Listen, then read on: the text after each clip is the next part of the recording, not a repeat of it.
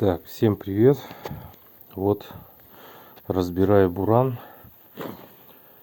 Появился стук. Стук похожий на палец. При работе на холодную особо так не очень слышно. На прогретом моторе прям тарабанит. Подозрение на палец, но так как снял коллектор, я думаю, что похоже, что развалился подшипник игольчатый на шатуне на самом коленвале, потому что вот поворачиваем правый поршень, смотрим на поршень, маленькими движениями шатаю, у меня поршень сразу же ходит с шатуном, а левый, если обратить внимание, при качании он стоит на месте, и шатун тоже стоит на месте. Правый вот при этом движении он ходит, то есть всего быстрее все, что на коленвалу. Да, вот, кстати, прокладки резиновые под коллектор брал толстые, которые идут уже формой.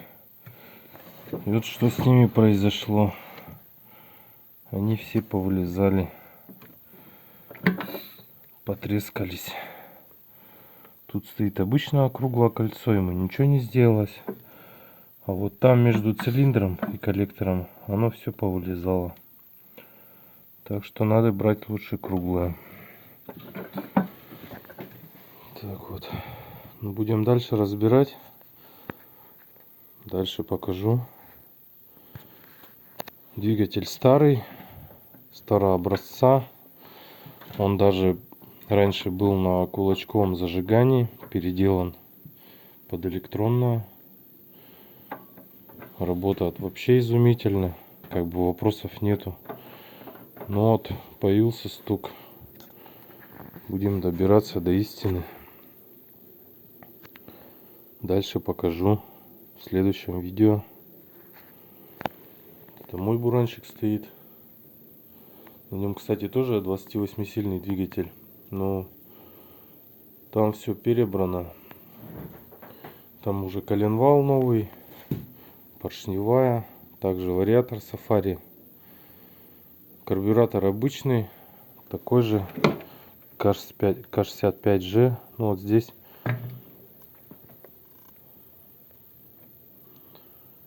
какой-то немножко другой, но тоже новый брали. Кстати, неплохо работает. Что-то в районе 5000 он стоил. Нормально настроили, вообще чутенько. А вот на моем брал дешевый, что-то в районе около 2000. Холостой ход, ну это вообще просто беда. Кое-как настроил, но работает не то, что надо. На оборотах прет вообще. По расходу нормально. Я бы не сказал, что он жрет больше Микуни. Стоял Микуни, ездил на нем. Мне он не понравился. Во-первых, с этими насосиками постоянно беда, шланги. Пробовал, тут как-то ставил, лежит он у меня новенький еще даже. На новом моторе стоял.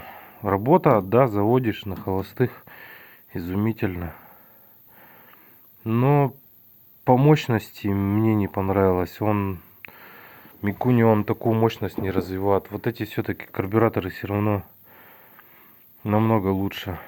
Как бы я остановился на них и не стал ничего тут. Пробовал, несколько раз переставлял. Но все равно не то. Этот, во-первых, проще. Проблем с ним никаких нету. Ничего не застывает, ничего. Отрегулировал раз, все. Не боится он ничего там. Так что на этом тоже раньше Микуни стоял. Там даже, наверное, китайский какой-то. Ну, тоже ушли, потому что как бы надоело это все. Постоянно насосы подкачки. Вот он старый даже остался еще.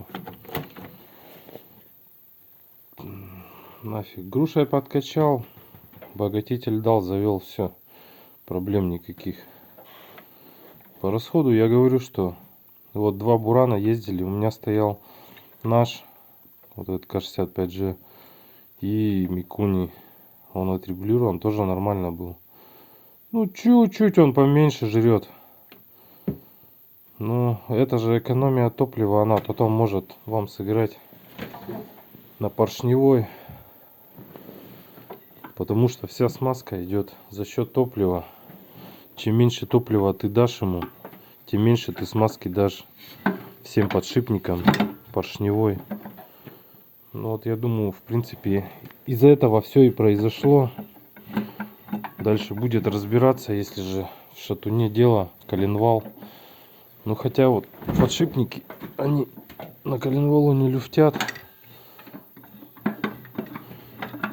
Слышно стук, он даже вот, если вот покрутить, сейчас выведу поршень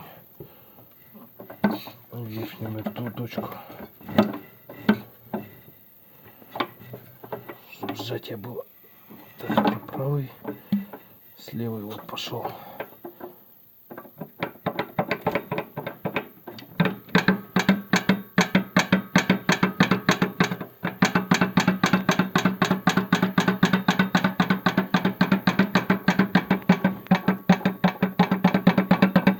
Вот прям слышно.